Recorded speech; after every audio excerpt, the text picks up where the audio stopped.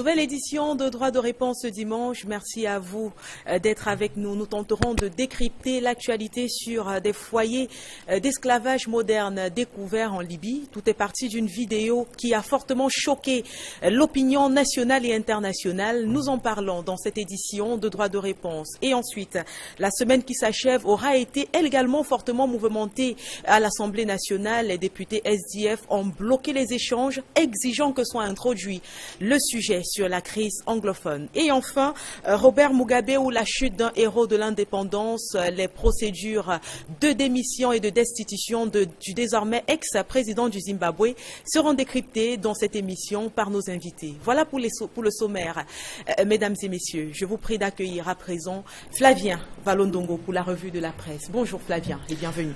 Bonjour Kate, bonjour à tous les panélistes déjà présents. Alors, vous avez la responsabilité ce matin de nous faire une sorte de melting pot de ce que la presse a dit au sujet de nos différentes thématiques.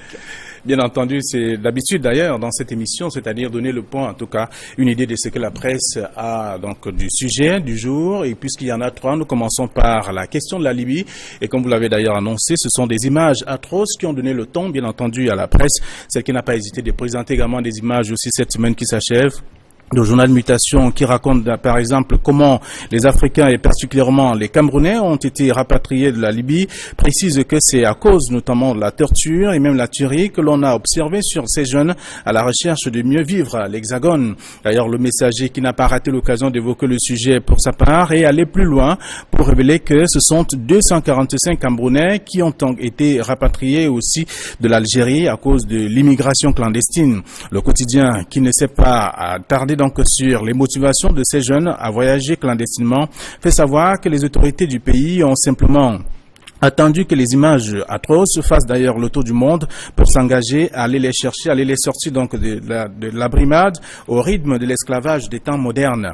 Le même journal, dans une autre livraison, a été donc à écouter bien sûr les confessions des rescapés de la traite négrière. Dans le Messager, on a appris que les Camerounais revenus au pays ont aussi échappé à la torture, viol, bref, tous les traitements déshumanisants. La une de ce journal, le journal Essentiel, est également resté sur cette question qui démontre aussi le quotidien de ces Africains torturés par d'autres Africains auteurs de l'esclavage des temps modernes.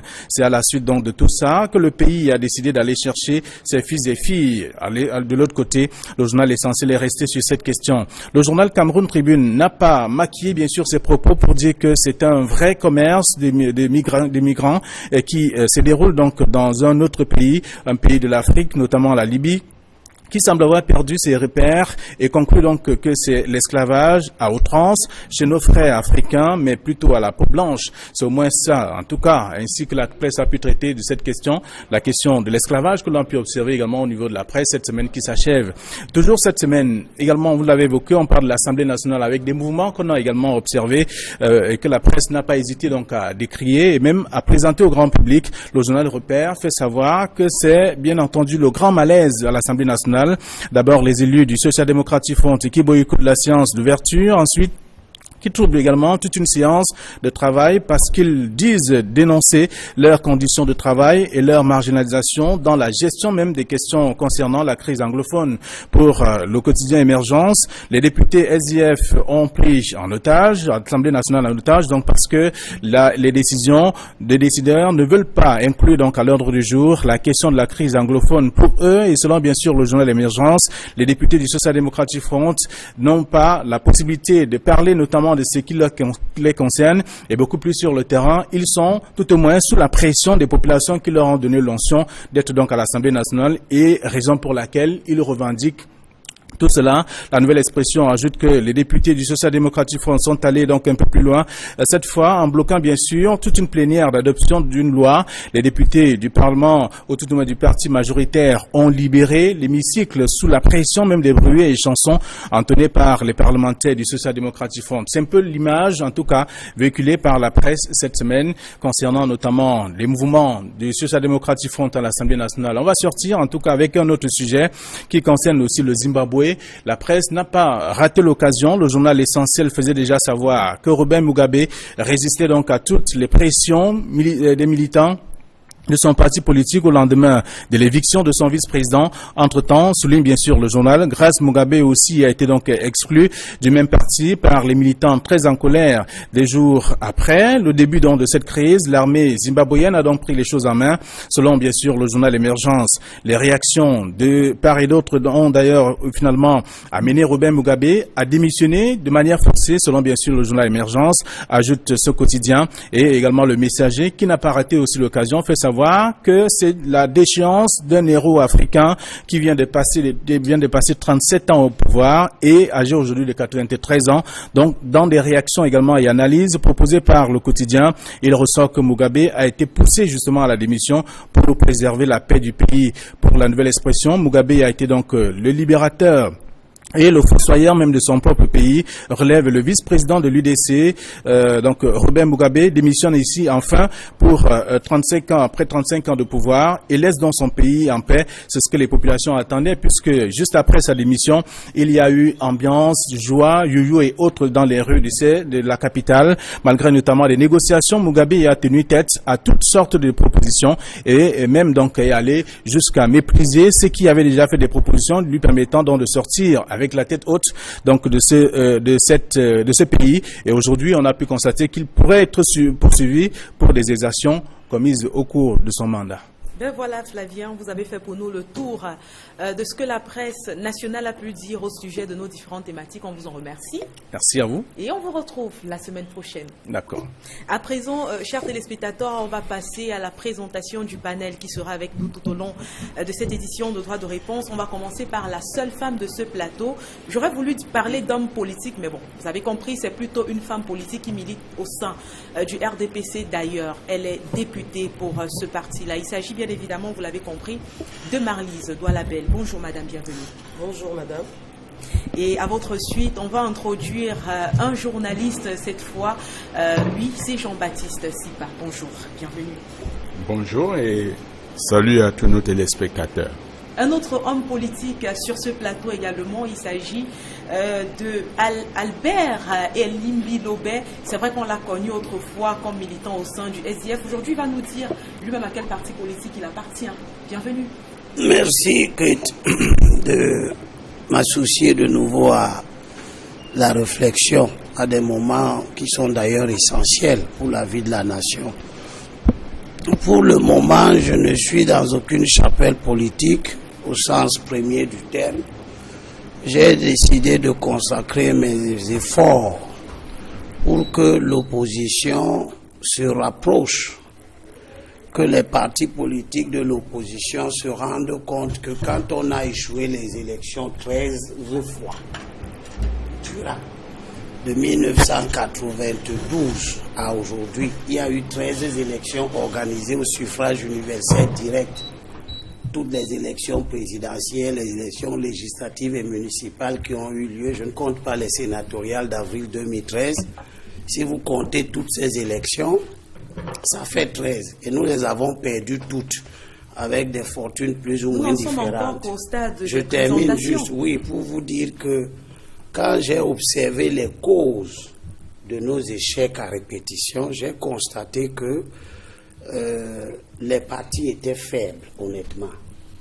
Vous avez par exemple 22 partis de l'opposition dites radicales, c'est-à-dire SDF, UDC, bref, tous ceux qui n'ont pas collaboré avec le gouvernement, qui étaient absents dans 40 circonscriptions sur 85 aux élections législatives de 2013. Avec de telles choses, vous ne pouvez pas battre, vous ne pouvez pas renverser le régime. Il était donc important pour moi de consacrer mon énergie pour essayer de rassembler les partis politiques, pas pour qu'ils deviennent un parti unique de l'opposition, mais pour qu'ils travaillent ensemble, qu'ils mettent ensemble leurs réflexions, leur énergie, à l'effet de réduire la dispersion des voix de l'opposition. Un candidat de large consensus aux élections présidentielles, il ne sera pas unique parce que le pouvoir, on va d'ailleurs le voir tout à l'heure, a les moyens de produire des candidats partout. Mais au moins, Monsieur on peut avoir Elim Bilobert. un candidat de large consensus aux élections.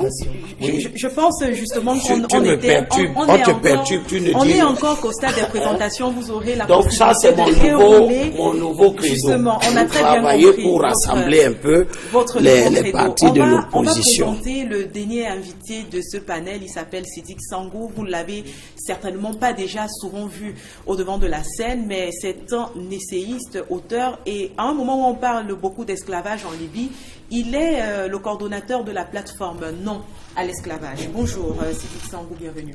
Bonjour et merci de m'avoir invité. Bonjour aux téléspectateurs. Alors, ça nous fait plaisir que vous ne fassiez pas aussi une longue présentation comme celle qu'on a eue tout à l'heure. Présentation murale. On va ouvrir le premier sujet qui est au centre de cette émission de décryptage des faits d'actualité de la semaine. Déjà en parlant de cette fameuse vidéo qui a suscité, on va dire, un véritable tollé sur le plan national et international. La vidéo qui a été prise à la base par un Camerounais et puis diffusée sur la chaîne internationale CNN. Elle a provoqué, on vous le disait, une onde de choc, ce qui a poussé quand même beaucoup de pays et organisations non gouvernementales à réagir aujourd'hui. Beaucoup de pays africains, à l'instar duquel le Cameroun, ont rappelé de nombreux migrants encore au Maghreb. Et je commence avec vous, Marlise Doualabel, la vidéo de la vente d'esclaves, de migrants noirs en Libye. Vous l'avez vu, vous avez suivi toute l'actualité qu'il y a eu autour. Qu'est-ce que cela a suscité en vous? Je voudrais d'abord profiter de votre très bel espace pour dire trois petites choses. Première chose, je viens d'enterrer mon collègue, de mettre en terre mon collègue Arthur Ekeke, que nous avons enterré hier, député à l'Assemblée nationale, que nous avons enterré hier à Bouya. Et c'était le lieu pour moi de concrétiser, de vivre une fois de plus la proximité qu'il y a entre le sud-ouest et le littoral. Deuxième chose, je voulais dire également que je viens de perdre une personne très chère, une amie, Madame Tobo Eyoum, Ruth. Je ne voudrais pas en parler ici sur le plan purement privé de la relation qui nous liait, mais je voulais en parler comme la perte d'une créatrice qui a accompagné ce beau mouvement de Kaba Attitude qu'on observe dans la République.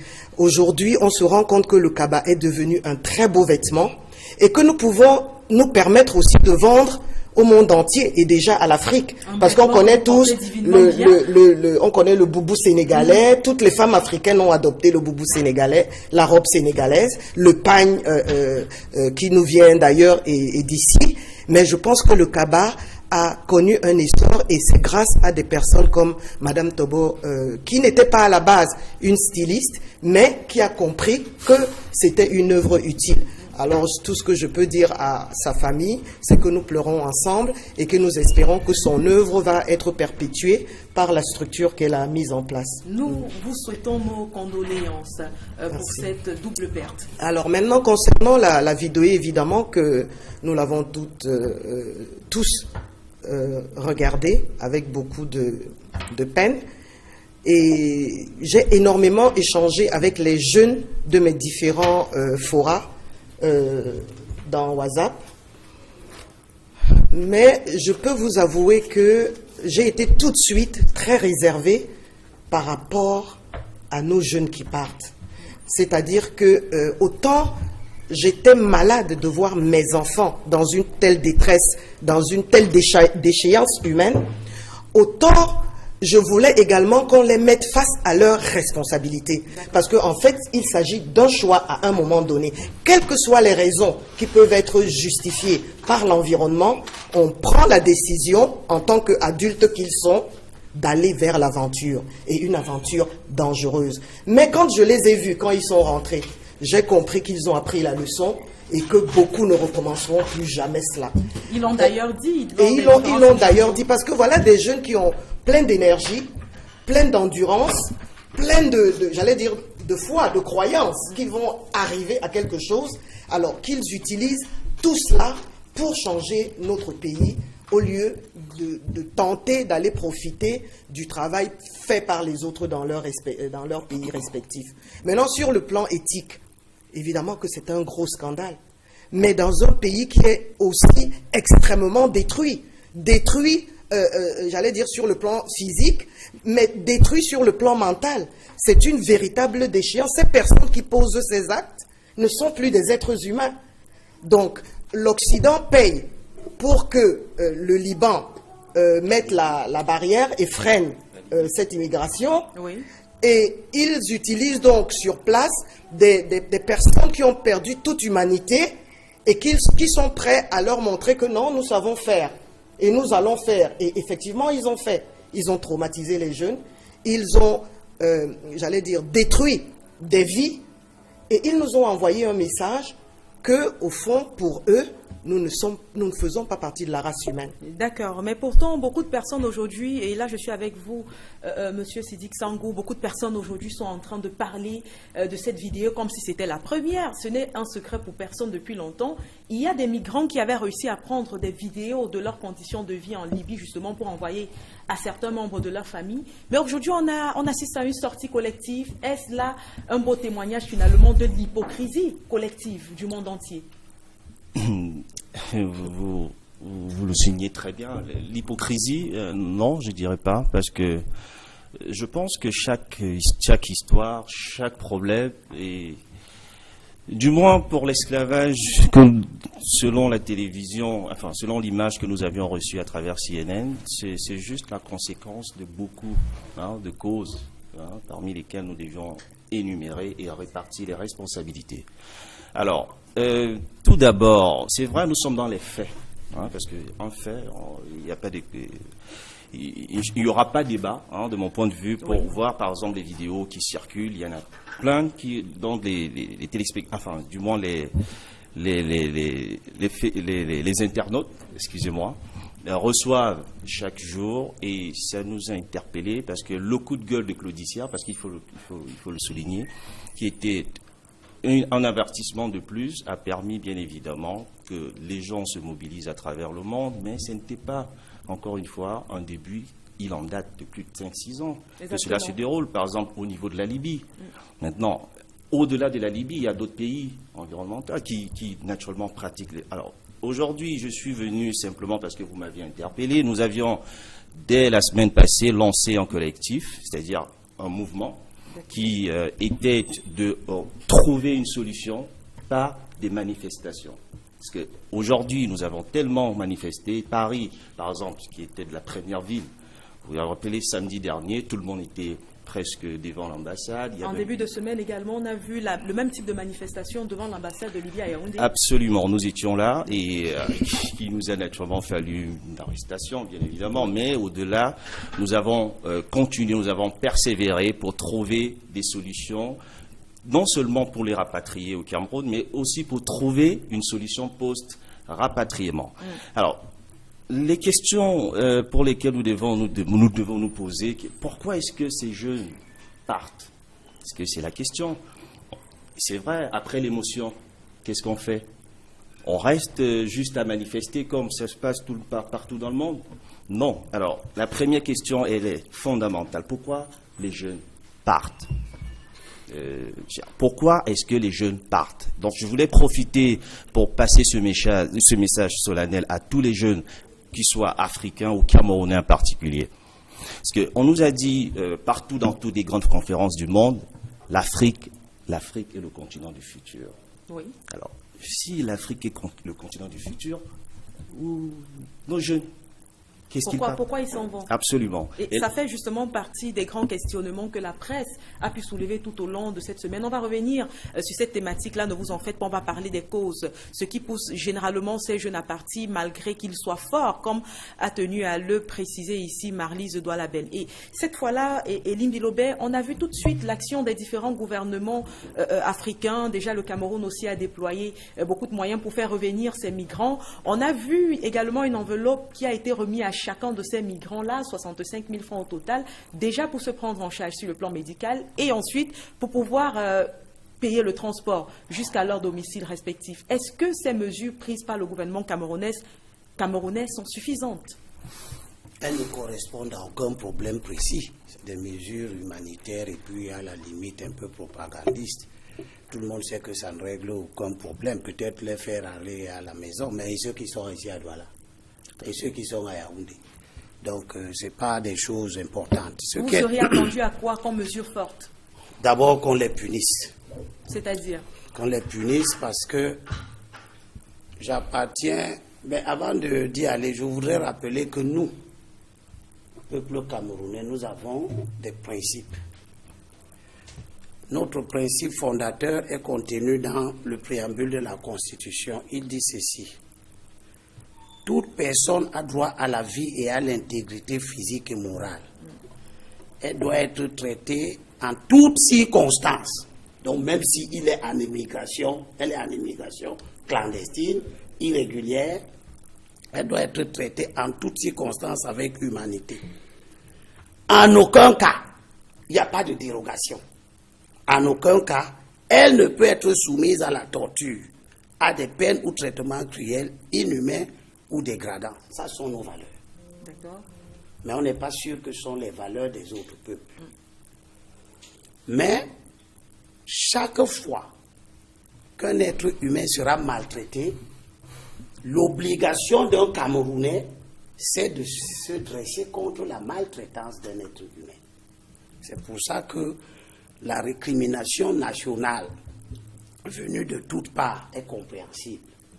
Tant il est que nous adhérons tous au Cameroun à ces valeurs-ci. Maintenant, quand on a fini de dire ça, je suis du même côté que Marlise Bell. Il faut dire à nos enfants la vérité. C'est une chose trop simple de dire « Oh, le gouvernement libyen, oh, les Arabes et tout ». Mais avant qu'on ne nous montre cette vidéo, on nous montre tous les jours comment les navires chavirent, les bateaux chavirent sur la Méditerranée.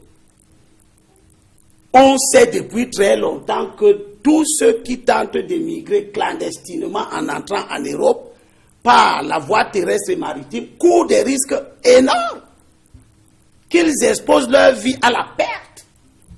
Cette vidéo ne nous apprend rien de nouveau. Peut-être qu'il y a un commerce sur des êtres humains, mais tout le monde sait que l'émigration clandestine est une organisation criminelle. Cette vidéo ne nous apprend pas ça. On sait que tous ceux qui ont ces pirogues, qui transportent au-delà des capacités réelles, 200, 150 personnes, sont détenus par des passeurs. Ces passeurs qui organisent l'immigration clandestine sont des malfaiteurs. C'est des illégaux, même en Libye. Donc ceux qui sont partis collaborer avec des illégaux, des bandits, ont pris une lourde responsabilité. Quand les bandits se retournent contre vous, ne criez pas. Parce que vous avez décidé d'être vous-même. Donc pour vous, on ne devrait pas plaindre toutes ces personnes aujourd'hui qui sont en train de revenir, mais plutôt les punir. Je dis que ici, au Cameroun, oui, l'immigration clandestine est illégale. C'est illégal de quitter le Cameroun, d'aller entrer dans un autre pays, dans des conditions irrégulières. Et je tiens à dire parce que... Écoutez, monsieur... Vous pouvez me laisser finir. Bien évidemment, mais... Il peut placer un mot aussi, si vous permettez. Nous sommes en train... Nous sommes en train... Et d'exposer ma pensée. Non, je ne veux pas... que vous patientez. Absolument. Mais il se peut que je pourrais oublier... Vous patientez et vous me allez-y, voilà. Allez-y, je vais répondre plus tard. Et il y a eu, pour ceux qui ont notre âge, une époque ici au Cameroun où il y avait ce qu'on appelle un visa de sortie. D'accord. Chaque Camerounais qui avait un projet d'immigration devait exposer aux autorités camerounaises le bien fondé de cette immigration-là et la disponibilité des moyens pour qu'elle se déroule dans de bonnes conditions. Au nom de la liberté et des évolutions que certaines personnes ont souhaitées, peut-être à juste titre, mais les événements montrent que ce n'est pas heureux. Elie Bilobé, permettez qu'on revienne au début de vos propos. Chacun se lève quand il veut. Permettez qu'on revienne au début de vos propos. Quand vous étiez en train de parler d'esquisses de solutions que peut prendre le gouvernement pour empêcher désormais que ces jeunes ne partent. Vous avez dit par exemple que le fait de donner 65 000 n'était pas une solution en soi. C'était des mesures accompagnables. Qu'est-ce qu'il faut faire aujourd'hui pour Mais je vous dis que si j'étais chef d'État, si moi j'étais chef d'État, vous décidez de quitter le Cameroun pour des raisons inacceptables. Je dis bien inacceptables. Vous allez collaborer avec des organisations mafieuses dans d'autres pays. Et vous arrive des malheurs là-bas. Vous êtes parti en violation des conventions internationales que le Cameroun signe avec les autres pays. Vous avez donc transgressé les règles. Donc le Cameroun est garant de l'application à l'échelle internationale. Écoutez, monsieur Elimbi vous revenez au Cameroun, je vous prends et je vous punis d'abord. Monsieur Elimbi Lobé. Avant que Jean-Baptiste Sipa ne prenne la parole pour donner également son point de vue, oui, allez-y. Bien évidemment. Alors, monsieur Elimbi Lobé, vous prenez 15 minutes pour vous présenter. Vous saisissez un sujet dans lequel on peut répondre. Alors, je voulais rapidement, vous avez parlé de la légalité, c'est ça? C'est-à-dire que vous dites, si vous étiez un chef d'État, on ne pourrait absolument pas permettre que les gens sortent du Cameroun. De façon clandestine. Non, lui, il a entendu. Ce qu'il dit, c'est qu'il a entendu. Tout le monde est en train d'écouter. Très bien. Lui, il a entendu que j'ai dit que les gens ne doivent pas sortir du Cameroun. De façon clandestine, vous le soulignez. Très bien. Alors, nous ne sommes pas ici pour défendre les migrants ou du moins ceux qui sont appelés aujourd'hui les esclaves en Libye. Non, nous sommes là pour simplement coordonner une opération susceptible de les ramener d'abord à la maison. Mais les ramener contre leur gré, parce qu'on parle là des personnes qui ont rituel de partir. Oui, nous avons tenu par exemple une réunion avec le MINRAEX cette semaine, qui nous a donné certaines informations très pointues. Il y a beaucoup de Camerounais, je ne citerai pas le nombre. Vous pourrez citer, ça peut aider les autres qui nous écoutent à la maison à mettre... Non, il y a beaucoup de Camerounais qui se trouvent aujourd'hui dans les organismes de l'ONU, l'OIM en particulier, en Libye, étant donné que la représentation diplomatique du Cameroun ne s'y trouve pas en Libye. En revanche, également en Tunis, où se trouve aussi l'ambassade du Cameroun, parce que c'est le pays le plus proche de la Libye, il faut le rappeler. Il y a beaucoup de Camerounais qui sont en détresse. Les gens pleurent, les familles. Peut-être que M. Lombe n'a pas un enfant. Monsieur Lombe, alors, moi, je voulais vous dire, je suis un immigrant. C'est-à-dire que j'étais aussi en Europe. C'est vrai. Peut-être que je n'ai pas emprunté la route absolument, mais je sais ce que c'est. Et je viens d'une famille où, parfois, le matin, nous ne savions pas de quoi manger. Alors, maintenant, si M. Elimbi Lobé vient faire la morale, enfin, du moins, il est normal qu'il s'exprime en soulignant qu'il faudrait absolument être dans la légalité et ne pas voyager clandestinement. Mais qu'est-ce que vous en savez, ce qu'endurent ces jeunes? Qu'est-ce que l'État fait, du moins de sa responsabilité, pour encadrer, coordonner et les orienter pour qu'ils ne partent pas? D'accord. Et on va parler justement de ces causes, les causes de cette immigration clandestine avec Jean-Baptiste Sipa qui est journaliste et qui a donc, on va le dire, retracé ces différentes escales. Parce qu'aujourd'hui, beaucoup de personnes sont d'accord pour dire qu'ils sont en train de partir, ces jeunes, ils risquent leur vie. Mais qu'est-ce qui les pousse à partir, Jean-Baptiste Sipa? Bon, je voudrais d'abord dire que je souhaite ici être vu davantage comme acteur de la société civile. D'accord. Parce que vous savez très bien que pour le journalisme, j'ai baissé j'ai levé le pied de l'accélérateur. Un journaliste reste journaliste. C'est vrai, surtout s'il est de vocation. Bon, mais ce que je veux dire, c'est que d'abord les images comme les plus proches que des hommes. Donc ça, c'est pas surprenant. En revanche, ce que je veux dire, c'est que quand on tombe, il ne faut pas garder les yeux rivés sur la chute. Il faut se demander où on a glissé pour tomber. Et donc, le problème, c'est si nous nous arrêtons aux images qu'on a vues et aux gesticulations des autorités publiques que nous avons vues également, c'est comme si on voulait panser une plaie sans l'avoir désinfectée.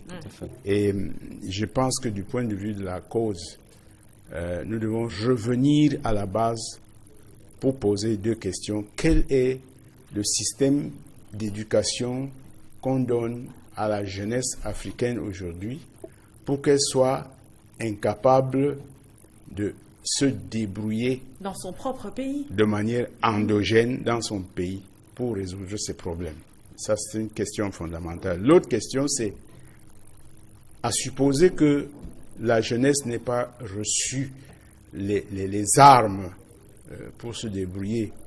Il faudrait que les États comprennent ça et se disent qu'il faut protéger cette jeunesse fragile, sans moyens. Et donc, là, on pose la deuxième question.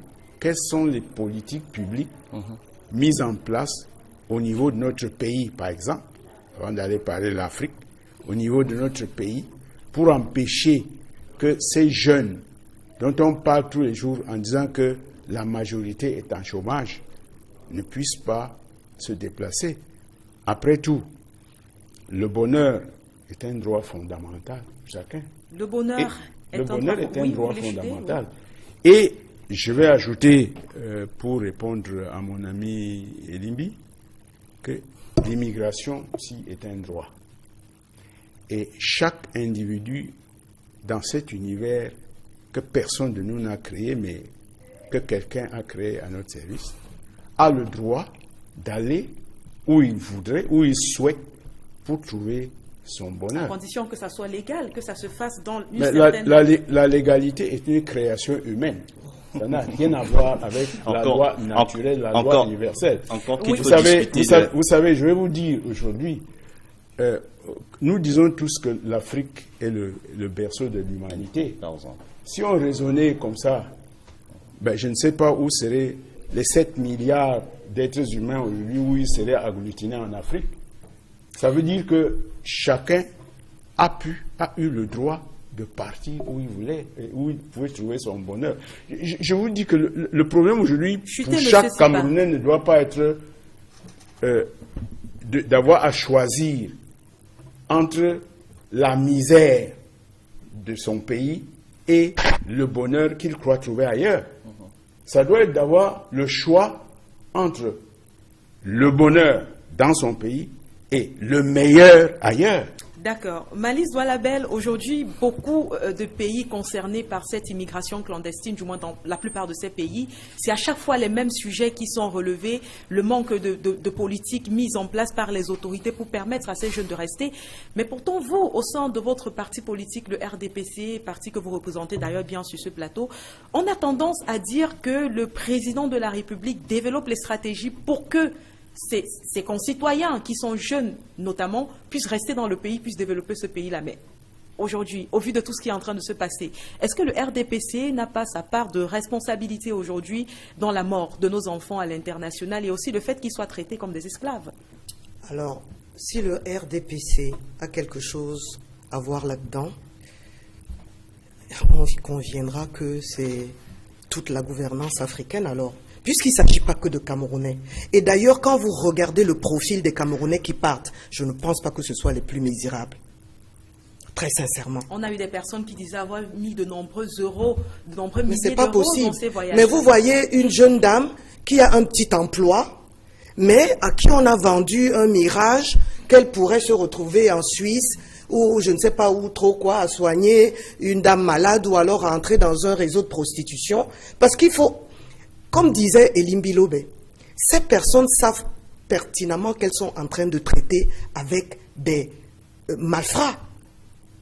Mais ils acceptent d'entrer dans ces créneaux. Ça veut dire que leur moralité même a déjà bougé. Ou alors leur souffrance a atteint un niveau insupportable. Quelle souffrance? C'est des filles qu'on retrouve tous les soirs en boîte avec des mèches indiennes qui arrivent jusqu'au dos, etc. Moi, je ne voudrais pas qu'on rentre dans le populisme. Parce que quand on se met à vouloir justifier ou expliquer l'inexplicable, alors on finit par justifier des pratiques immorales. Pourquoi est-ce que dans deux familles, il y a deux familles qui sont voisines, qui ont du mal à s'en sortir, parce qu'effectivement, nous sommes dans des pays compliqués où l'indice de développement humain nous montre qu'il y a encore du chemin à faire. Mais nous devons l'assumer. Parce que les autres sont passés par là et ils ont construit ce qui existe aujourd'hui chez eux.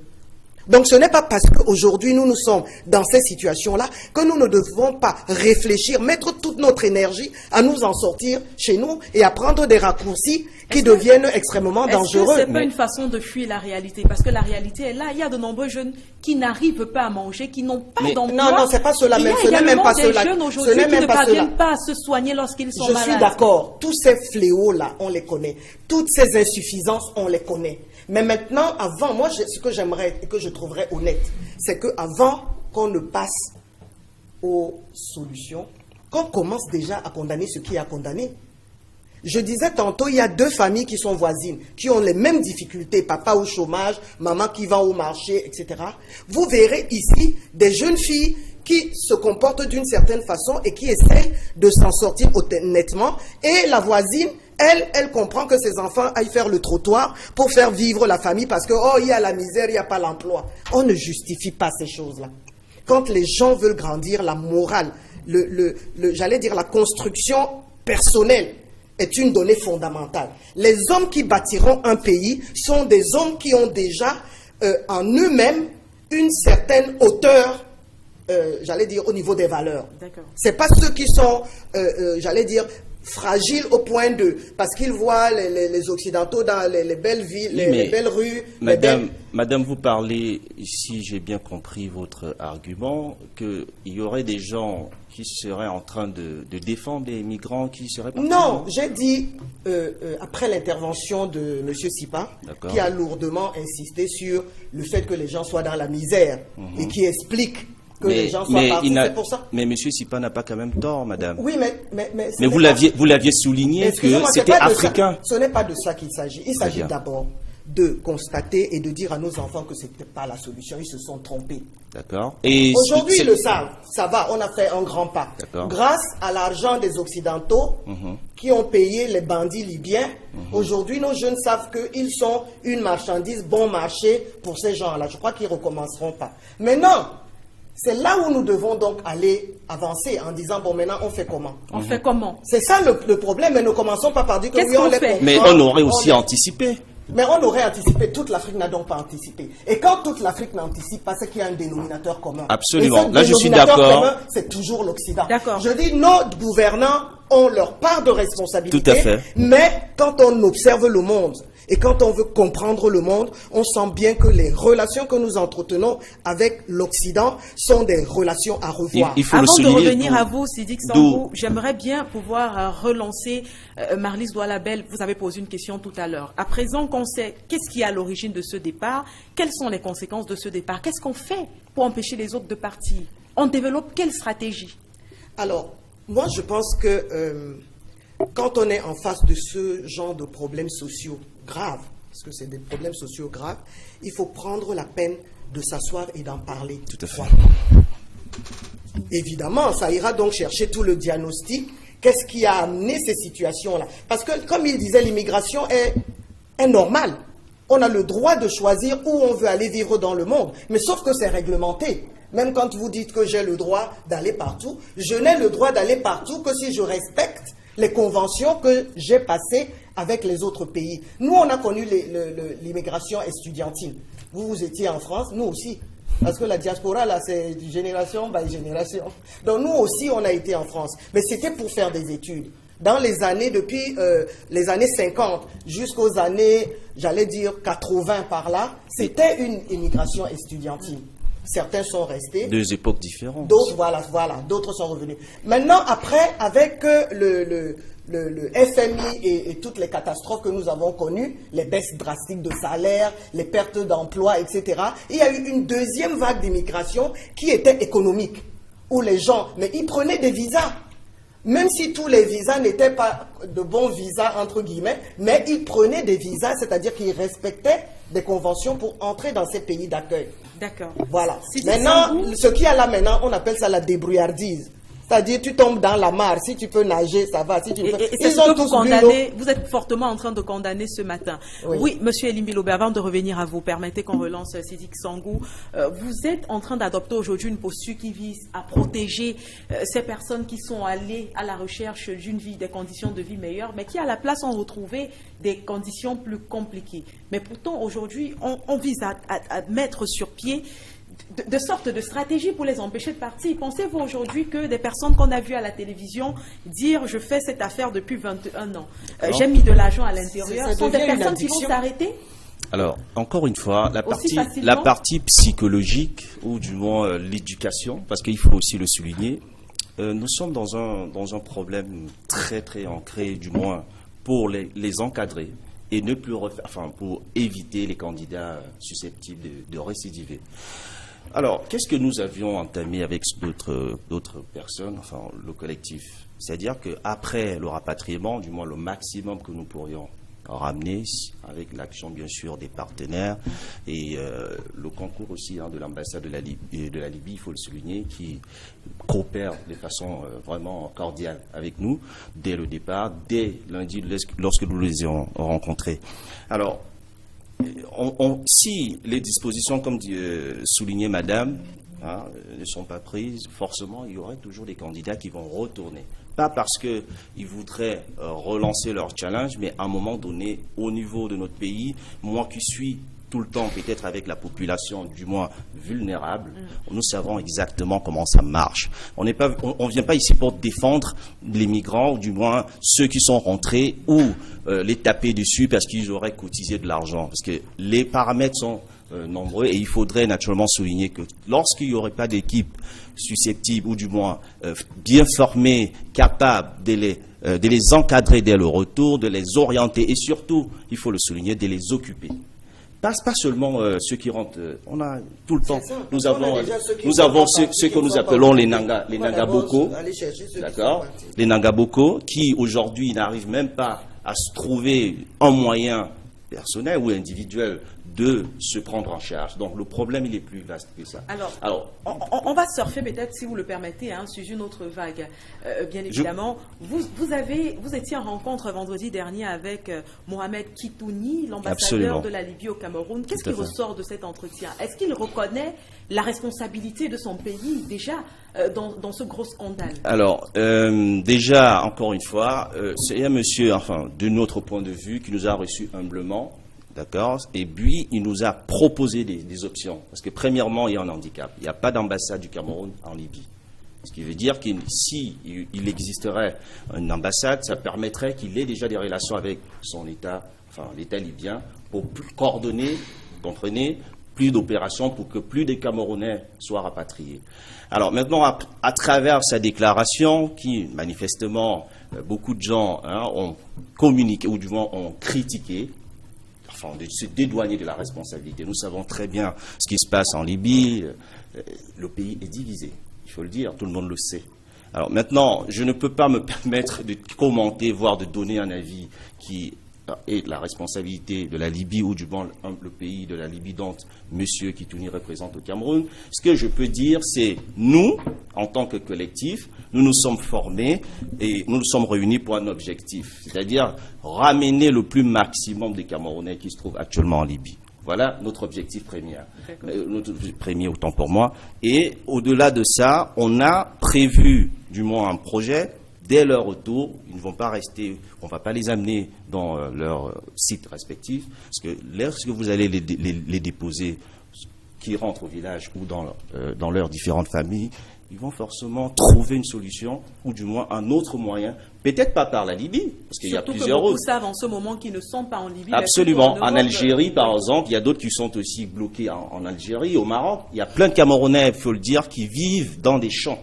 C'est-à-dire qu'ils ont peur que la police marocaine les reprenne, ils sont obligés de vivre dans la brousse. Et c'est scandaleux, parce que si actuellement on a encore des personnes qui vivent comme des animaux, enfin, simplement parce qu'ils veulent avoir de quoi vivre, quelque chose qui se passe, c'est que depuis le Cameroun ou depuis leur pays respectif, ça peut être une responsabilité commune, madame. Ça ne peut pas forcément être le Cameroun, nous le savons. Tous les pays africains. Vous semblez avoir quelque chose à dire justement sur cette thématique. On a sur ce plateau déjà deux courants de pensée. L'un, celui auquel vous appartenez, qui est un tout petit peu quand même en train de protéger ces migrants qui reviennent. Et l'autre, le camp d'en face, qui estime qu'il va falloir leur parler vrai, leur frapper d'ailleurs sur des doigts s'il le faut. Oui, il faut parler aux gens qui sont capables de comprendre. Je me demande si le Cameroun a formé des jeunes qui sont capables de comprendre quand ils sont affamés. parce qu'on dit que vente affamé n'a point d'oreille. Bon, mais il y a une chose que je ne laisserai pas dire ici, c'est de faire penser que la Libye soit responsable de ce qui se passe. La Libye est aujourd'hui un espace d'incertitude où n'importe qui peut faire ce qu'il veut. Et tout le monde le sait. Et je ne suis pas certain que les gens qui ont acquis des Camerounais à l'Ancan sont des Libyens. Parce qu'il y a les Saoudiens, il y a les Koweïtiens, il y a tout le monde, tous ceux qui ont besoin des Noirs pour servir. Et je crois que là, il ne faut pas trop accabler la Libye c'était connu. On n'accable pas la Libye, mais on veut la mettre face à cette responsabilité. Parce que faire croire que la Libye est la nouvelle terre d'esclavage, c'est quelque part une injustice. Parce que la Libye n'est plus qu'un espace. C'est un espace incontrôlé. Bon, c'est vrai, et c'est comme ça qu'une certaine communauté internationale a voulu. Alors, si ça peut vous rassurer, il n'y a pas que la Libye, il y a le Maroc, il y a l'Algérie, il y a le Liban. Oui, sauf que les Marocains, les Tunisiens, les Algériens n'organisent pas la vente des Noirs. Eux, ils s'arrangent soit pour cantonner les Noirs, pour les empêcher d'aller chez leurs amis, soit de les faire rentrer dans leur pays. Ça, c'est sûr. Mais de toute façon, ça, c'est pas... Moi, je reviens aux Camerounais pour dire que... Parce que Marlise a dit des choses que j'estime extrêmement graves. Premièrement, elle a voulu particulariser les débats. Il y a certainement des familles au Cameroun où les jeunes filles veulent aller se prostituer, mais il y a beaucoup plus de familles qui se posent la question de ce qu'ils vont faire de leurs enfants. Et quand les enfants viennent leur dire que nous voulons aussi tenter l'aventure, ils sont impuissants, ils sont désarmés, ils ne peuvent rien faire pour empêcher ces enfants de partir, surtout quand ils ont un certain âge. Et quand les enfants leur disent, oui, mais vous ne voulez pas que nous on parte, qu'est-ce que vous nous offrez? Vous ne nous offrez rien. Absolument. Voilà la situation qu'il faut comprendre. Il y a des cas particuliers, je suis d'accord pour reconnaître qu'il y a des cas particuliers où des gens... L'autre chose que je n'accepte pas, lorsque quelqu'un pense qu'il va trouver son bonheur, le choix de la stratégie n'implique pas nécessairement la parfaite conscience de la nocivité du moyen qu'il va utiliser. Quand le Camerounais part d'ici, traverse le Nigeria, le Mali, tout ça pour arriver là-bas, il ne part pas pour chercher le trafiquant de noirs. Il cherche les moyens d'arriver quelque part où il va gagner sa vie. Donc il ne faut pas venir nous parler comme si, quand il partait, c'était pour s'allier aux trafiquants. L'autre chose, c'est que le droit, il fut un temps au Cameroun où il était interdit aux Camerounais de sortir. Pour sortir, il fallait un visa de sortie.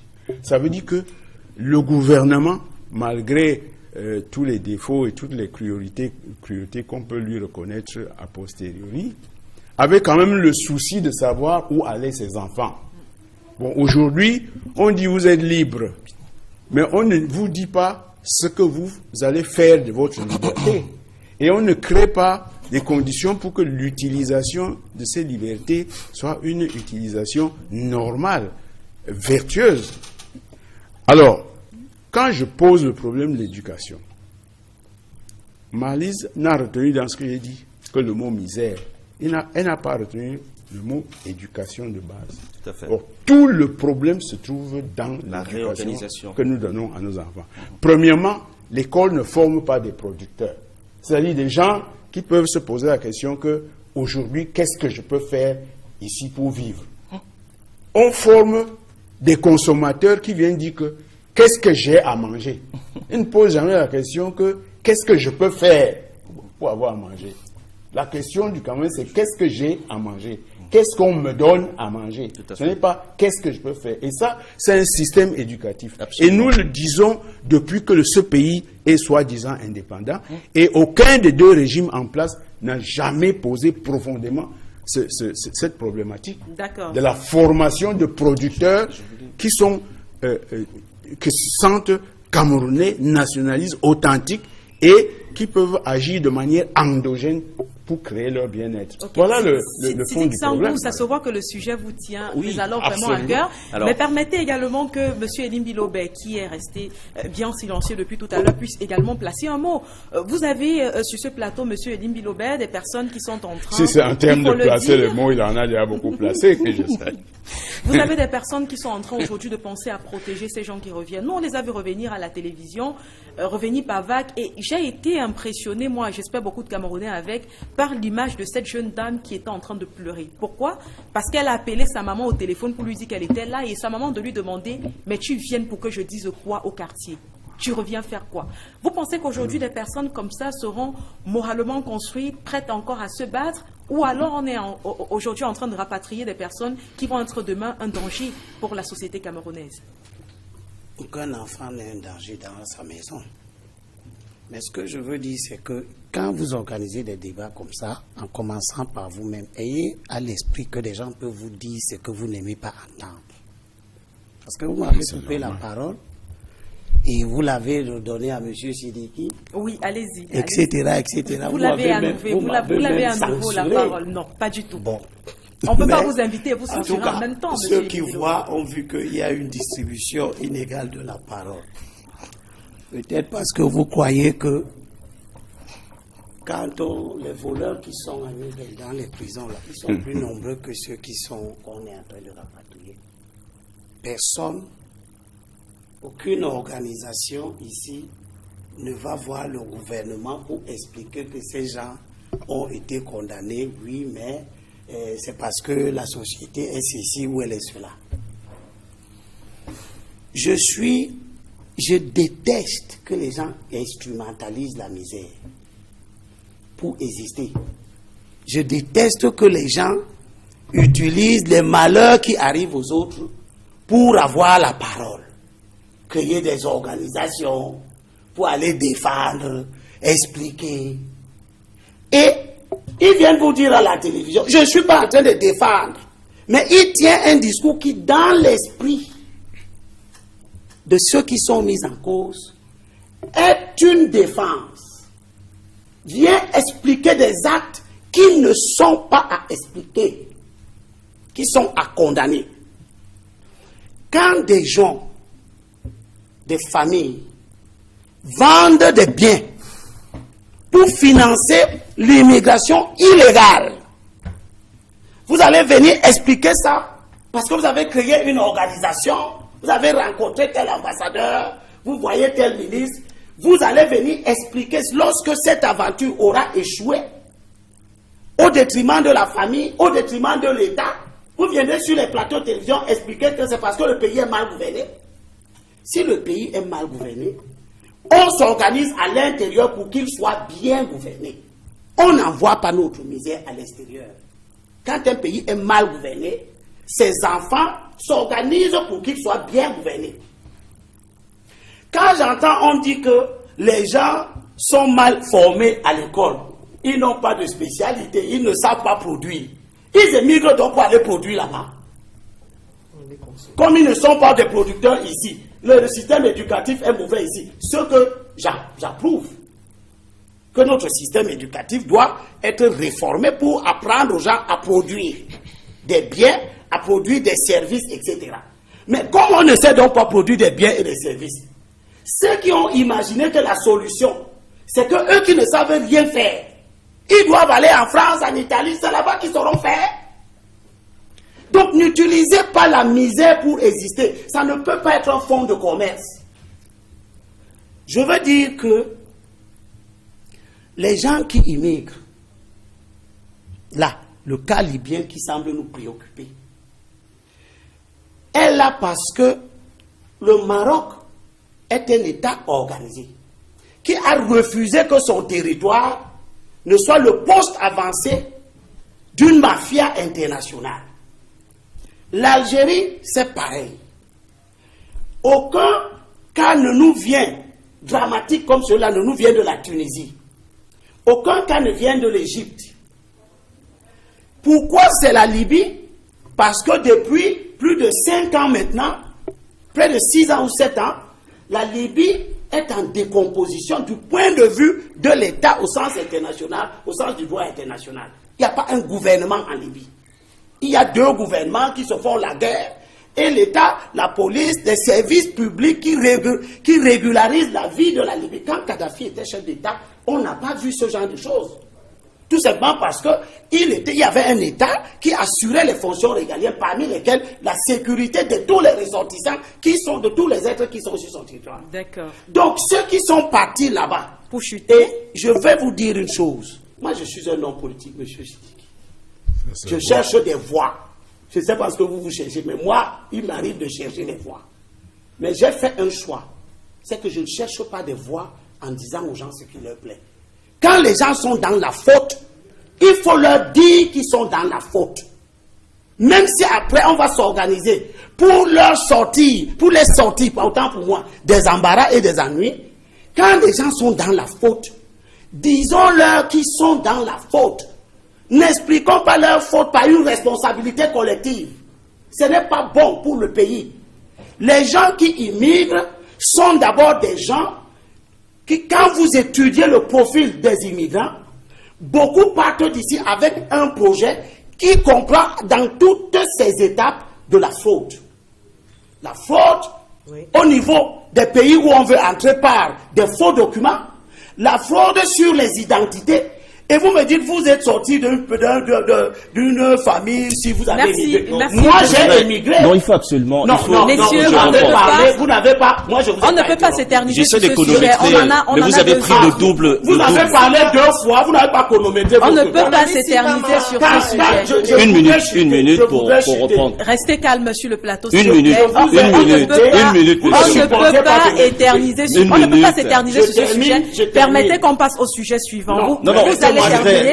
Une fois de plus, je dis ce qu'il vous plaît. Non, vous ne dites pas ce qu'il vous plaît pas. Laissez-moi terminer. Ne faites pas chanter 30 secondes. Non, messieurs, s'il vous plaît, calmez-vous. 30 secondes. 30 secondes pour répondre rapidement. Vous ne pouvez pas vous éterniser sur un seul sujet. Absolument. Je crois qu'on a compris ce qu'il y avait à comprendre de vos différents points de vue sur ce sujet. On va passer à l'autre, qui est tout aussi intéressant que le sujet sur l'esclavage en Libye. C'est celui qui concerne la crise anglophone, notamment avec ce qu'on a pu remarquer au niveau de l'Assemblée nationale cette semaine encore. Alors, il faut dire les choses telles qu'elles sont. Déjà, au début de cette rentrée parlementaire, on a eu le boycott des élus du SDF. Et cette semaine encore, ils ont décidé de remettre ça. Ils sont allés au-delà du boycott. Ces élus-là, ils ont eu la possibilité de perturber une session parlementaire. Et on a pu voir au cours, du moins dans ces vidéos qui ont été partagées sur les réseaux sociaux et qui sont même passées dans les différentes tranches d'information des journaux télévision, on a pu voir que les membres du RDPC qui étaient présents en salle pendant que le SDF était en train de s'exprimer sont sortis de la salle, ce qui nous permet de vous lancer, Marlise Doualabel. Comment vous jugez l'action du SDF au cours de cette session parlementaire à problème? Oui, permettez, parce que mon ami Sipa m'a interpellé, je voudrais quand même dire très rapidement que je suis une femme, donc la mère des enfants. Et je pense que la douleur que j'ai ressentie quand j'ai vu mes enfants en détresse n'a pas de nom. Et très vite, et je fais partie des premières personnes qui ont demandé discours, on arrête d'abord, affrétons les avions pour aller chercher ces enfants. Tout à fait. Parce qu'on ne peut pas les livrer comme ça à des gens sans foi ni loi. Donc ce n'est pas là le problème. Le problème, c'est que ce sont mes enfants, je leur dis, ok, vous avez fait l'expérience, vous avez vu qu'elle n'est pas bonne et ne recommencez plus. Parce que vous avez fait un mauvais choix. Maintenant, qu'est-ce qu'on fait ensemble? Ça, c'est ma responsabilité de femme politique. Parce qu'on ne va pas rester là parce qu'ils sont revenus. Mais la question va se poser non seulement pour eux, mais pour tous les autres aussi qui sont dans l'apparat, parce que nous savons tous que l'un de nos problèmes, c'est le chômage des jeunes. Bon, maintenant, je vais répondre à... Là, on est d'accord. Je vais répondre à ce qui s'est passé. Et là, on est dans le deuxième sujet. Dans le deuxième sujet, et je dis que ça a été un très grand moment de la démocratie. Et ça a aussi été un grand moment d'apprentissage de la vie parlementaire. Parce qu'on n'avait jamais vécu ça. Et je pense que quand le RDPC sort de la salle, ce n'est pas pour abandonner nos collègues du SDF, mais ils ont certainement redouté que ça prenne une ampleur incontrôlable.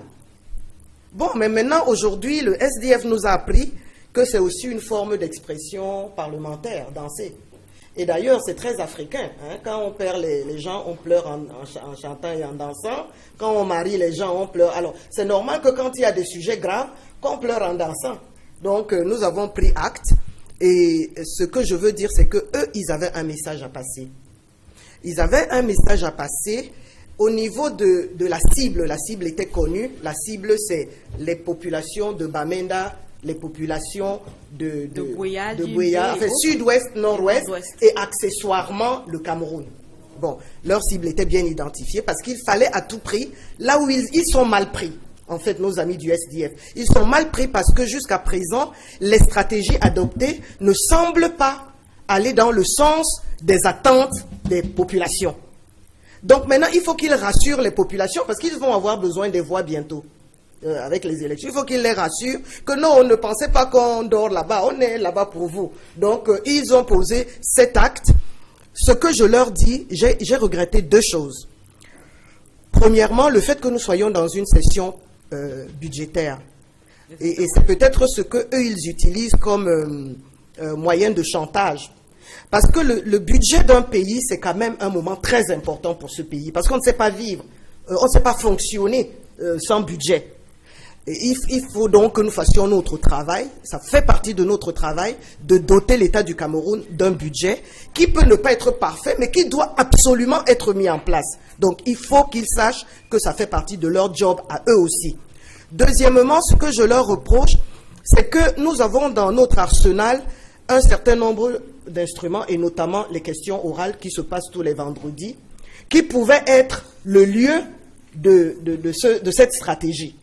C'est-à-dire qu'ils arrivent au moment des questions orales, comme ils en ont toujours. Quand ils prennent le micro, c'est pour donc jouer leur partition. Ça aurait été moins dérangeant.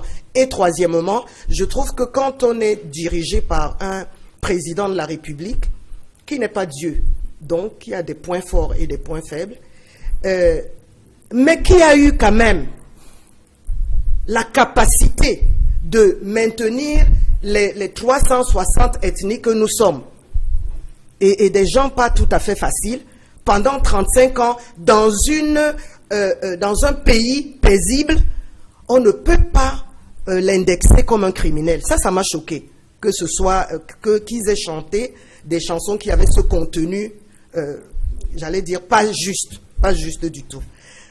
Et pour finir, je dirais qu'on se retrouve là lundi, nous avons appris la leçon, et puis on fera ensemble. D'accord. Jean-Baptiste Sipa, aujourd'hui, on a un député RDPC qui est en train de nous expliquer la stratégie adoptée par le RDPC au cours de cette petite séance de désordre, on peut le dire, mais pourtant dans la presse et même au niveau des observateurs de la scène politique, beaucoup ont dit que le RDPC a manqué là une occasion de se mettre derrière un parti politique de l'opposition pour revendiquer une cause qui englobe tout un pays. Je suis d'accord avec cette position-là, parce que en démocratie, la règle, même si vous n'êtes pas d'accord avec quelqu'un, c'est de l'écouter d'abord. Et s'agissant du Parlement, qui représente la nation, ce sont les députés de la nation. Lorsqu'un problème national se pose, l'Assemblée nationale, le Parlement, doit se prononcer d'au moins deux manières. Première manière, une prise de position commune de condamnation de ce qui est condamnable, d'exhortation de ce qu'il faut exhorter et de proposition ou de suggestion au gouvernement qui gère le pays. Ça, je n'ai pas entendu le Parlement camerounais, Assemblée nationale et Sénat, faire ce genre de choses depuis que la crise anglophone est survenue. La deuxième chose, si vous ne voulez pas adopter cette démarche-là, ceux qui viennent proposer des solutions, écoutez leurs solutions, passez ces solutions au vote. S'ils sont battus, ils ne feront pas du grabuge, ils vont respecter. La civilisation démocratique veut ça. Vous êtes contre le point de vue de quelqu'un, passez-le au vote. la majorité va rejeter et tout le monde sera d'accord que la volonté générale, la voici. Mais dans le cas de figure, comment le SDF en arrive à cette position extrémiste? Le SDF m'a fait penser à ce qu'on appelle la grève dans la société professionnelle. Lorsque vous êtes fatigué de faire des revendications et que personne ne vous écoute, vous prenez ce qu'on appelle le dernier recours, l'ultime recours, qui est la grève. Au niveau d'un parlement, c'est quoi? C'est ce que le SDF a fait, je crois. Une grande première dans l'histoire. Voilà, c'est une grande première. Et je suis d'accord là Madame la députée ait trouvé que c'était une leçon. Effectivement, c'est une leçon historique. Parce qu'un représentant du peuple a le droit d'utiliser tous les moyens permis par la loi pour faire entendre la voix de son électeur. D'accord. Peu importe si on l'accuse de le faire en fonction des prochaines échéances. C'est tout à fait normal qu'un élu ait peur d'être sanctionné par son électeur lors de la prochaine séance. Donc n'importe comment la démarche du SDF, si elle est collective, si elle n'est pas destinée à créer le désordre, à détruire l'Assemblée, moi je trouve que c'est une leçon de démocratie. D'accord. Et j'approuve. Abel Elimbilobe, vous qui étiez il y a peu militant du SDF, quelle est la lecture que vous avez de cette attitude des élus SDF? J'ai toujours œuvré de tout temps en politique pour que l'action qu'on mène règle un problème. Si vous menez des actions qui ne règlent pas le problème, c'est des actions nulles et de nul effet. D'accord. Elles vont plaire à quelques personnes qui aiment bien voir la spectacularisation de la vie politique. Mais comme ça ne réglera pas le problème, eh bien le problème sera entier. Mais de toute façon, si ça ne règle pas le problème, ce ne sera pas la faute du SDF.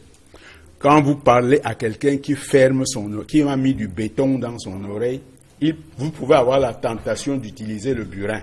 Mais peut-être que ta stratégie n'est pas bonne. Mais, tu n'aboutis pas seulement parce que tu as quelqu'un en face. Vous savez, madame, commence par questionner ta propre stratégie. Il y a ce qu'on appelle la désespérance. Vous savez, ce qui caractérise... Attendez, ce qui caractérise le système gouvernant du Cameroun, c'est la surdité. Vous avez un système qui est sourd. C'est-à-dire, vous pouvez crier, parler, chanter. Le système reste sourd. Alors, vous avez la parole. Qu'est-ce que vous faites? Abel Elimbilobe a la parole, Jean-Baptiste Sipa, et vous enfuir dans votre forêt. Permettez qu'il chute. Allez-y, Elimbilobe. J'espère que tout le monde voit les comportements des gens qui n'aiment pas qu'on dise ce qui ne leur plaît pas. Donc vous avez le droit de dire ce que vous voulez. C'est la pire des choses qui ruine justement notre démocratie. J'étais en train de dire que... Ça, c'est un jugement que tu n'appliques qu'aux autres et jamais à toi. Mais ça n'engage que toi. Ça fait la 3e fois que mon ami m'interrompt. Allez-y. Il y a le temps qui passe. Je crois qu'il va m'interrompre pour la 4e. Non, allez-y, allez-y. Aussi longtemps qu'il faudra, si tu continues à monopoliser la parole pour juger les autres, au lieu de proposer des solutions. Je n'aurais pas dit ce qui te plaît, je n'aurais pas droit à la parole. Quelles peuvent être les conséquences de l'acte qu'a posé le SDF à l'Assemblée nationale? J'ai toujours dit que les problèmes politiques peuvent se régler dans la rue, c'est possible. Ils peuvent se régler et ils se règlent très souvent en dehors de la rue. Par la capacité intellectuelle que les acteurs politiques ont à opposer à leurs adversaires des arguments dont on ne peut plus douter de la pertinence. Personnellement, je considère que c'est un grand privilège d'être à l'Assemblée nationale. C'est vrai. C'est un grand privilège. Parce que les affaires de la nation se discutent à l'Assemblée nationale. C'est une obligation pour tous ceux qui aspirent à aller à l'Assemblée nationale de se soumettre aux règles de fonctionnement de l'Assemblée nationale. Si ces règles sont mauvaises, c'est de se battre à l'Assemblée nationale pour la modification de ces règles. L'utilisation des voix qui sont des voies de dysfonctionnement, personnellement, intellectuellement, je ne vois pas comment ça peut régler des problèmes. Je considère que quand vous êtes à l'Assemblée nationale, 20 ans durant, et que vous n'avez pas posé les problèmes de vos électeurs, 20 ans durant, et que vous attendiez un jour que des gens qui n'étaient pas les représentants des populations, comme M. Abombala, Fontaine et les autres, qui étaient des représentants des corporations, se saisissent des problèmes de vos populations électrices pour les mettre sur la place publique, pour les mettre sur la table du gouvernement, et que vous les élus, vous veniez maintenant à la 25e heure pour entrer au Parlement, là où vous êtes depuis, vous ne posez pas ces problèmes. Ces populations à qui vous semblez parler en disant, vous voyez, nous avons bloqué l'Assemblée nationale, elles savent que vous n'avez pas parlé d'elles depuis 20 ans. Elles savent que vous ne posez pas leurs problèmes. Tout ce dont j'entends parler, la marginalisation des anglophones, mais ça n'a pas commencé aujourd'hui. Ce n'est pas aujourd'hui qu'aucun anglophone n'occupe un ministère de souveraineté. C'est depuis la nuit des temps, depuis 34 ans, que ces problèmes s'opposent. Les frustrations des anglophones ne naissent pas aujourd'hui. C'est une accumulation. Et quand je parle des représentants des populations anglophones, je ne parle pas des 14 députés RDP-SDF. Je parle des 14 députés SDF, plus tous les autres députés RDPC anglophones, qui ne sont pas différents des députés SDF anglophones, que tous n'ont jamais posé les problèmes des anglophones. Mais pourtant, aujourd'hui, on a vu l'expression des élus du SDF. Pour le petit décompte, le RDPC a 7 députés au nord-ouest et 14 au sud-ouest. Ça fait 21. Ils sont anglophones, comme les 14 du SDF. Ils n'ont pas été un seul jour solidaires de leurs électeurs qui ont les mêmes problèmes. Bon.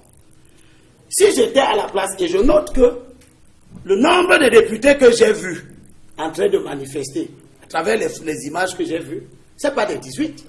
Donc il y a des députés SDF qui n'étaient pas là. Est-ce qu'il ne faut pas déjà commencer par encourager cette action? Non, je n'encourage pas la spectacularisation de la vie politique. Je n'encourage pas des gens qui font des marches avec des badauds et 12 personnes pour dire qu'elles veulent expliquer ou soutenir le fédéralisme. Je n'encourage pas ce genre de choses. D'accord, on vous a bien écouté. Limbi Lobé, on va passer cette fois-là la parole à Sissi Kwatou.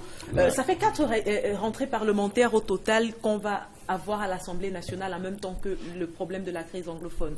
Ce qui fait dire quand même à beaucoup d'observateurs aujourd'hui que l'Assemblée, du moins les députés et les sénateurs, n'ont pas les mains libres pour gérer ce problème. Alors, rapidement, je vais prendre 30 secondes dans mon temps parce que M. Limbi Lobé vient de prendre 5 minutes. Non, allez-y, je voulais juste rapidement plutôt que d'être en train de rappeler. Très bien, alors... C'est une usurpation de fonction. Vous également, vous faites pareil. Alors, oui, monsieur Limbi Lobé a parlé, je prends 30 secondes rapidement, a parlé de l'usurpation, il a parlé de populisme. Je tiens à rappeler aux téléspectateurs qui sortent de la diaspora, il est en Europe. Et les enfants camerounais qui l'ont invité, sûrement que parmi ceux-là, il y a eu des immigrés qui ont pris cette route, hein, monsieur Limbi Lobé. On parle là du SDF. Ah, d'accord. Ce n'est pas pour autant que je leur plaire. Non, c'était juste... Permettez qu'on avance, s'il vous plaît. Il y a des personnes qui nous écoutent à la maison et qui veulent tirer des leçons. Concernant le SDF, je pense que cette action, de mon point de vue, je partage avec madame, c'était d'abord un acte démocratique. C'est-à-dire qu'on accepte quand même que les gens puissent se manifester à leur manière. Oui. Ça, c'est un acte démocratique. Je parle de l'acte. Maintenant, globalement, pour une fois, je peux être d'accord avec M. Limbi Lobé qu'on pourrait, de mon point de vue, convaincre les électeurs, faire des élections, étant donné que le fédéralisme dont, du moins, beaucoup des anglophones aujourd'hui sont favorables, est un programme du SDF, il me semble. Parce que si le SDF a le fédéralisme comme programme, pourquoi alors se battre dans la rue? Tout le monde le sait. Le fédéralisme était sur le programme phare, M. Limbi Lobé, il me semble, était aussi au SDF. Vous me demandez ou vous faites vos affirmations? Limbi Lobé, permettez qu'il chute. Alors, Je pensais que nous étions ici en train de... Oui, allez-y, donnez votre point de vue. Alors, donc, vous avez la parole. Alors, la crise anglophone, est-ce qu'il y a une crise anglophone? La question est posée, oui, nous le savons très bien. Autrement, il n'y aurait pas de commission du bilinguisme et du multiculturalisme. Parce que quand M. Elie Bilobé aussi dit, enfin, ce n'est pas seulement à vous, parce qu'on a juste une petite contradiction dans ce que vous dites, eh bien, je voudrais juste clarifier de mon point de vue que si les élections peuvent résoudre les problèmes, allons aux élections. D'accord. Marlise Doualabel, est-ce qu'aujourd'hui on peut dire que les députés ont la possibilité de s'exprimer librement déjà en mettant au sujet des échanges à l'Assemblée nationale ce problème sur la crise anglophone? Parce qu'il faut le rappeler, ça fait quand même 4 rentrées parlementaires en même temps que la crise anglophone et on n'en a pas beaucoup parlé. Qu'est-ce qui bloque au niveau de l'Assemblée nationale? Je pense que c'est simplement une question de timing. Si on procédait à l'interview individuelle des députés, beaucoup de députés pensent qu'il faudrait qu'on aborde ce sujet et dans le Parlement. Parce que justement, c'est le Parlement qui représente le peuple du Cameroun. Et tout se joue là. Et donc, nous sommes des acteurs privilégiés et nous avons certainement un rôle à jouer. Sauf que dans un régime comme le nôtre, l'exécutif joue aussi un rôle. C'est l'exécutif qui pilote, pour dire les choses telles qu'elles sont, dans tous les régimes comme les nôtres qui sont des régimes présidentiels. Donc, je crois que c'est une affaire simplement de calendrier. Je ne pense pas qu'il y ait une seule personne aujourd'hui qui ne pense pas que ce sujet est un sujet important. Beaucoup pensent qu'on peut le traiter ailleurs qu'à l'Assemblée nationale, mais je suis plutôt de l'avis des personnes sur ce plateau, ça part de l'Assemblée nationale. C'est notre responsabilité. Nous sommes les stars de cette situation. Le peuple nous observe et il faudra bien qu'on y arrive. Maintenant, on est obligé de s'accorder. Vous savez, la politique, j'allais dire, c'est un métier tellement subtil que quand on croit qu'on peut y arriver avec des grandes bottes et entrer sans frapper à la porte, on se trompe. Et comme il disait, l'important c'est l'efficacité. Ça ne sert à rien de gesticuler si on n'est pas sûr qu'au bout, on va arriver à quelque chose. Mais je pense que le peuple devrait faire confiance à ses députés. Il y a comme un mésamour, c'est ce que ça se dit en français, non? Un désamour. La diaspora, ça se dit, non? Mésamour entre le peuple et ses députés, quelle que soit l'obédience. C'est-à-dire qu'on a le sentiment, quand on écoute le peuple, qu'il a l'impression que les députés ne sont pas suffisamment conscients de leur mission, de ce qu'ils représentent, de ce qu'ils portent. Mais ils ont tort. Alors, ils ont tort de penser comme ça. La session de novembre est une session prioritairement budgétaire. Ça veut dire qu'on doit voter et bien sûr arrêter le budget. Alors, qu'est-ce qui va se passer si les députés SDF continuent de perturber les différentes sessions? Est-ce qu'on va procéder par ordonnance du président de la République? Qu'est-ce qui pourrait se passer exactement au niveau du Parlement? Bon, je lis pas dans la boule de cristal, mais je me dis qu'ils ont posé leur acte et je pense qu'ils ont aussi été heureux de ce que les règles démocratiques aient permis cette expression. Maintenant, il y a des négociations qui sont en train de se passer avec le groupe parlementaire SDF, avec le ministre délégué aux assemblées. Donc, certainement qu'il y aura des réglages qui vont se faire parce que notre objectif commun, c'est quand même d'arriver à un budget. Maintenant, la planification de la question anglophone, ça prend tellement de choses que je crois qu'ils vont se mettre au boulot. Ils vont se mettre au travail. Pour souligner rapidement, encore une fois, je pense que le point central des revendications de la crise anglophone, c'est le fédéralisme. Nous sommes tous d'accord là-dessus. Parce que le fédéralisme, c'est ce que la majorité, à partir anglophone, réclame pour refaire ce que nous appelons la forme de l'État. Alors si le SDF a cela comme programme, je pense que si on parle aux élections, s'il remporterait les élections, la question sera réglée. Du point de vue, bien sûr, des élections. C'est juste ce que je voulais ajouter au-delà de ce spectacle. Au-delà de ce que vous avez déjà sauf qu'il y a une pression que le SDF ne contrôle pas. D'accord. Il y a une pression, j'allais dire, locale. Derrière. Oui, que Qui le n'ont pas SDF ne contrôle pas. le Ils soutien veulent total. donner l'impression qu'ils représentent ces populations, C'est vrai. mais en réalité, la rupture est réelle aujourd'hui. Elie Et c'est Bilobert, ça qui met la panique. permettez qu'on donne la parole à Jean-Baptiste Sipa avant de revenir à vous. Aujourd'hui, on apprend que la majorité des députés et des sénateurs SDF se retrouvent en ce moment à Bamenda pour une réunion avec le chairman. Qu'est-ce qui pourrait sortir de cette réunion-là? Je ne vous demande pas de lire dans la boule de cristal. L'adoption d'une position commune. Je ne vois pas qu'est-ce qui peut sortir de là. Je ne suis pas certain qu'ils se réunissent pour faire une autocritique de leur action. Ce n'est pas dans les gènes des Camerounais, qu'ils soient les organisations camerounaises. Mais je pense qu'ils vont adopter quand même une position de sagesse, parce que ce qui se passe, ou ce qui doit se passer dans la présente session de l'Assemblée est quand même important. Il faut voter un budget. Et là, je crois que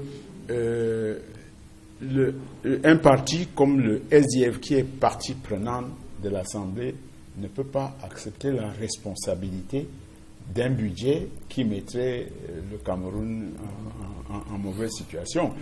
Et de toute façon, leur attitude vis-à-vis du budget devrait être différente de leur attitude par rapport à la crise anglophone. La crise anglophone est une crise de politique générale, qui doit être traitée autrement que, c'est-à-dire qui ne doit pas empêcher le vote d'un budget. Parce que même pour organiser un forum ou n'importe quoi sur la crise anglophone, il faut de l'argent. D'accord. Cet argent vous avez 30 secondes, Elie Bilobert, pour votre dernière prise de position sur le sujet. Je dis tout simplement que voici les tests de base du SDF. Il y a là-dedans statut et tests de base du SDF. C'est un recueil. Il y a là-dedans le manifeste du SDF, le premier discours de lancement de chairman, les statuts, le règlement intérieur, l'hymne national, l'hymne du parti, avec tous les amendements. De la première page à la dernière. Vous dire quoi exactement? On ne parle pas du fédéralisme là-dedans. Donc tous ceux qui attribuent au SDF, a priori, et je sais sur quelle base, un projet politique dit fédéraliste, se trompe. D'accord. Maintenant, je propose, permettez-moi de finir. On n'a plus beaucoup de temps. Oui, mais vous aviez 30 secondes et vous les vous, avez épuisées. Je vous comprends. Peut-être que vous m'avez eu pour la première fois. On rentre dans le dernier sujet, si vous le permettez. Je voulais dire, ne me donnez pas la parole pour le dernier sujet. Je voulais simplement dire que l'Assemblée nationale, comme les conseils municipaux, ont des sessions avec des missions bien particulières. Vous avez, dans le cadre de l'Assemblée nationale, une session consacrée à l'examen de la loi de finances et à son adoption. C'est ça, la mission de cette session. Il y a d'autres sessions qui peuvent être consacrées à d'autres choses. Il peut même avoir des sessions extraordinaires. Donc, je ne trouve pas très sage que l'on vienne à la session budgétaire pour essayer d'imposer à l'Assemblée nationale un régime qui n'est pas le sien. Vous l'avez déjà dit au début de votre propos sur ce sujet, Elie Bilobert. Permettez qu'on passe au dernier sujet. Et ce dernier sujet-là concerne le Zimbabwe, avec la démission, du moins la destitution, et puis la démission du président Robert Mugabe. On a pu suivre toute l'actualité du Zimbabwe sur cette question. On a vu une armée citoyenne qui a tout fait pour maintenir la dignité de son président, du moins de son ex-président de la République jusqu'au bout. Et aujourd'hui que Mugabe n'est pas là, on se pose des questions sur le comment ce pays va fonctionner. Je suis avec vous, Marlise Doualabel. Aujourd'hui, Mugabe est parti. Déjà, commencez par nous dire l'analyse que vous faites de toute la situation du Mugabe, du moins depuis la prise, on va le dire comme ça, du pouvoir par l'armée jusqu'aujourd'hui, jour de la démission de Robert Mugabe. Alors, ce que cette histoire raconte, c'est d'abord une histoire humaine. J'ai lu, vous savez qu'on attribue beaucoup de citations à Mugabe, et dans l'une de celles que j'ai retenues, on lui demande, Monsieur le Président, quand comptez-vous dire au revoir à votre peuple? Et il répond, ah bon, mon peuple doit partir. Donc c'est pour dire que ce monsieur qui a eu un destin particulier, qui a joué un rôle central dans, je vais dire, la prise de pouvoir des Noirs dans ce pays qui était dominé par les Blancs, même comme il n'a pas réussi à remettre en place un système économique qui développe véritablement le pays. Il s'est retrouvé dans pas mal de complications. Mais après, à ses 93 ans et 37 ans de règne, il y a une fusion entre l'homme et sa fonction. De telle sorte que le départ ne pouvait être qu'un déchirement. Et le départ ne pouvait pas être un départ volontaire. Il était trop tard pour qu'il pose un acte volontariste. Mais pourtant, il s'en va dignement grâce à une armée qui a su le protéger tout au long de ce processus.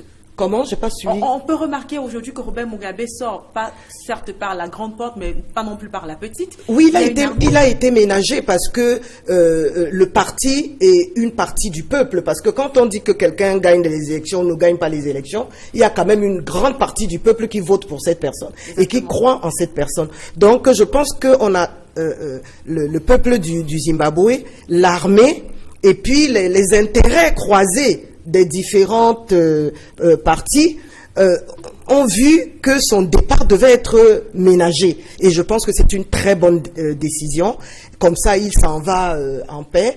Et son épouse, qui avait certainement des prétentions politiques, et qui n'a pu, parce qu'on a cité, j'ai entendu des gens dire oui, mais c'est quand même une femme capable qui a joué un rôle central dans le parti, etc. Non, elle a joué un rôle central, mais certainement parce qu'elle était aidée par sa posture de première dame. Elle a du charisme, oui, mais elle a été énormément aidée parce qu'elle a été. Bon, maintenant, si elle veut montrer qu'elle a un vrai charisme, qu'elle crée un parti politique, qu'elle rentre dans le jeu politique, et qu'elle essaye de reprendre une position plutôt que de phare, de profiter des facilités que lui accordait sa position de première dame. Avec vous, Jean-Baptiste Sipa, on va parler de l'après Mugabe au Zimbabwe. Beaucoup sont d'accord aujourd'hui pour dire que Emmerson Mnangagwa n'est que la suite du président Robert Mugabe. Ils ont combattu pour les mêmes causes, ils ont été au sein du même parti. Et une fois Mugabe parti, on n'aura pas l'impression que les choses changeront réellement. Moi, j'ai peur qu'il ne se produise ce que nous avons vu en Tunisie. Parce que le vice-président qui prend les rênes aujourd'hui, qui assure la transition jusqu'aux prochaines élections, s'il n'a pas l'équation personnelle de démocrate pour comprendre que le Zimbabwe a besoin de changement, il risque de se produire ce qu'on a vu en Tunisie, c'est-à-dire qu'il s'incruste comme son prédécesseur, et il reste jusqu'à ce qu'un jour la mort d'un Bayam Selam mette une étincelle au feu et qu'on se retrouve dans une brutale révolution. D'accord. Pour chuter, parce qu'on n'a plus du tout de temps. Oui, bon. Permettez-moi quand même de tirer mon chapeau à cette armée zimbabwéenne qui est restée républicaine, parce que je vous entends tous parler. Sachez que c'est la fonction présidentielle que l'armée a protégée. Ce n'est pas l'individu Mugabe. Et ça, c'est important à faire comprendre aux démocrates et aux citoyens qui veulent savoir ce que c'est que la démocratie. D'accord. Oui. Quand l'armée défend la nation, l'armée défend la fonction présidentielle qui peut être occupée par n'importe quel citoyen. Hein, mais pas l'individu lorsqu'il ne respecte plus alors, les règles. Rapidement, je voulais juste dire que Mugabe, pour moi, si Umyobe vivait, il serait à son image. C'est un héros. C'est tout ce que je peux dire. D'accord. On vous donne quand même la parole, Elim Bilobé, pour un mot de fin. 30 secondes. Tout ce que je dis, c'est que la ZANU-PF a parlé au RDPC. La révolution zimbabwéenne a été inspirée de l'intérieur de la ZANU-PF, parti au pouvoir, qui a vu qu'il faut alterner, il faut l'alternance. Le Zimbabwe était fatigué de Mugabe. L'armée zimbabwéenne, qui était tout aussi silencieuse comme l'armée camerounaise, est sortie remplir un rôle. il n'est pas exclu que l'armée camerounaise, qui est très silencieuse et que d'office des gens considèrent comme alliés au pouvoir, fasse la même chose. De toutes les façons, dans de nombreux pays africains, il se passe que les gouvernements séculaires qui ne veulent pas de l'alternance sont en train de tomber. Si on ne tire pas les leçons au Cameroun, les mêmes causes vont produire les mêmes effets. D'accord, c'est avec vous qu'on met un terme à cette autre édition de Droit de réponse. On se retrouve la semaine prochaine, même heure, même chaîne, et on vous laisse en compagnie des programmes d'Equinox Télévision qui se suivent.